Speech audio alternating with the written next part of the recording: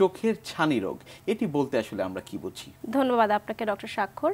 আসলে ছানি নিয়ে আমরা যেহেতু আজকে আলোচনা করব, ছানিটি আসলে আমাদের চোখের ভেতরে যে হিউম্যান ক্রিস্টালাইন লেন্সটি থাকে সেটিরই একটি অসুখ।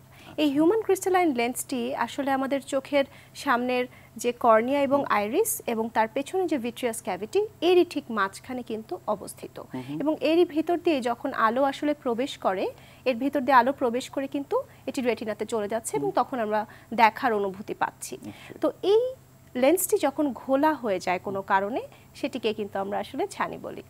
নিশ্চয়ই, আমরা যদি একটু ছবির মাধ্যমে দেখে নিতে পারি। জি অবশ্যই। জি, আমি একটু আগে যে কথাটা বলছিলাম, লক্ষ্য করুন লাইট কর্নিয়া এবং এর ভেতরে যে আইরিস থাকে, এই পিউপিলের মাঝখান দিয়ে হিউম্যান ক্রিস্টালাইন লেন্সের ভেতর দিয়ে প্রবেশ করে এটি রেটিনার একটি ফোকাল পয়েন্টে বা কেন্দ্রবিন্দুতে গিয়ে প্রবেশ করছে। সেটি অপটিক নার্ভ হয়ে আমাদের ব্রেইনের মধ্যে কিন্তু চলে যাচ্ছে এবং তখনই আমরা দেখার অনুভূতি পাই। এবং যেটি বলছিলাম যে ছানি, এই হিউম্যান ক্রিস্টালাইন লেন্সটি যখন ঘোলা হয়ে যায় তাকেই বলে। নিশ্চয়ই, আমরা আরেকটি ছবির মাধ্যমে একটু দেখব। জি জি, লক্ষ্য করুন প্রথম ছবিটাতে আমরা দেখতে পাচ্ছি যে চোখটি একেবারে ক্লিয়ার দেখা যাচ্ছে, ভেতরের মনির ভেতর দিয়ে একদম স্বচ্ছ।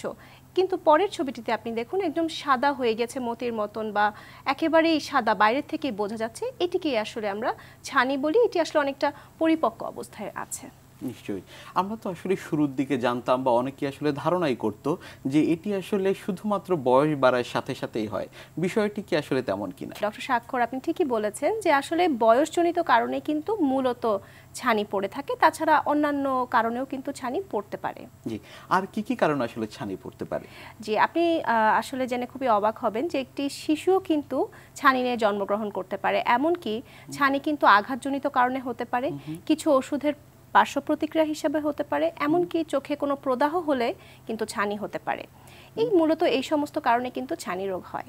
নিশ্চয়ই, আমরা যদি একটু ছবির মাধ্যমে দেখে নিতে পারি। যে আপনি লক্ষ্য করছেন যে এটি কিন্তু আসলে বয়সজনিত কারণেই ছানিটি হয়েছে। রোগীর ডান চোখটি কিন্তু একেবারেই সাদা হয়ে গিয়েছে, এটি বয়সজনিত কারণে ছানি। পরের ছবিটা আমরা দেখব। যে দেখতে পাচ্ছেন ডায়াবেটিস জনিত কারণে ছানি হয়েছে। ডায়াবেটিস কিন্তু ছানি রোগকে খুব ত্বরান্বিত করে এবং একজন রোগীর যেই বয়সে ছানি হওয়ার কথা তার খুব আগেই কিন্তু ছানি রোগটি হয়ে যেতে পারে ডায়াবেটিসের কারণে। পরের ছবিতে আমরা যাই। যে এখানে দেখতে পাচ্ছেন যে একটি আঘাতজনিত ছানি। প্রথম ছবিটিতে দেখতে পাচ্ছেন একেবারে ফুলের মতন দেখতে হয়ে গেছে, এটাকে আমরা বলি ফ্লোরেট ক্যাটারাক্ট। পরের ছবিটিতে দেখতে পাচ্ছেন যে ওখানেও কিন্তু একটি ছানি পড়েছে, সেই সাথে কিন্তু আইরিডোডায়ালাইসিস অর্থাৎ চোখের ভেতরে যে আমাদের যে মনিটা বা আইরিসটা থাকে সেটিও কিন্তু ছিঁড়ে গিয়েছে। পরের ছবিতে আমরা যাই।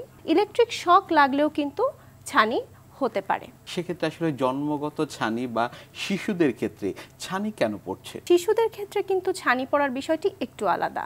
যেমন একটি শিশু, আমি প্রথমেই বলেছিলাম যে জন্ম থেকেই কিন্তু ছানি রোগটি নিয়ে জন্মগ্রহণ করতে পারে। যেমন ধরুন একজন শিশুর যদি তার মায়ের পেটে থাকা অবস্থাতে তার মায়ের যদি কিছু ইনফেকশন হয়ে থাকে, যেমন রুবেলা বা মিজলস এই ধরনের বা হার্পিস এই ধরনের ইনফেকশন যদি হয়, সেই ক্ষেত্রে কিন্তু শিশুর চোখে ছানি পড়তে পারে। এমনকি কিছু শিশু স্বাভাবিকভাবে জন্মানোর পরের কয়েক বছর পরেও কিন্তু তাদের চোখে ছানি পড়তে পারে, সেটিকে আমরা বলে থাকি ডেভেলপমেন্টাল ক্যাটারাক্ট, এবং জন্মগত ছানিকে আমরা বলি কনজেনিটাল ক্যাটারাক্ট। আমরা ছবি দিয়ে একটু দেখব। লক্ষ্য করুন এখানে কিন্তু এই শিশুটির দুটি চোখেই কিন্তু ছানি আছে।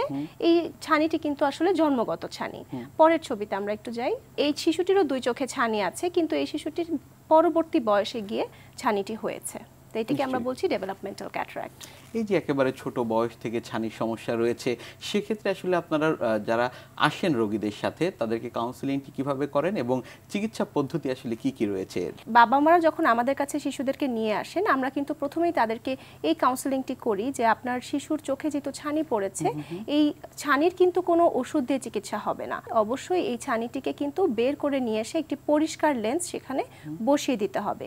কিন্তু শিশুদের ছানির বিষয়ে একটু আলাদা ব্যাপার আছে। যেমন 2 বছরের আগে আমরা শিশুদেরকে চোখে ছানির অপারেশনের পরে লেন্স দেই না, 2 বছর বয়সের পরে আমরা শিশুদেরকে চোখে অপারেশন করে লেন্স দেই। সেক্ষেত্রে যে সমস্ত শিশুদের বয়স 2 বছরের কম থাকে তাদের আরেকটি অপারেশন করে চোখে লেন্স বসাতে হয়, তাছাড়া যাদের বয়স 2 বছরের বেশি তাদের একই সাথে ছানি অপারেশন করে লেন্স বসিয়ে দেওয়া হয়। আমরা যদি একটু ছবির মাধ্যমে দেখে নিতে পারি। জি অবশ্যই। জি লক্ষ্য করুন ডান দিকের যে ছবিটি, এখানে আসলে একটি ক্যাটারাক্ট রয়েছে বা ছানি যেটি আমরা বলছিলাম।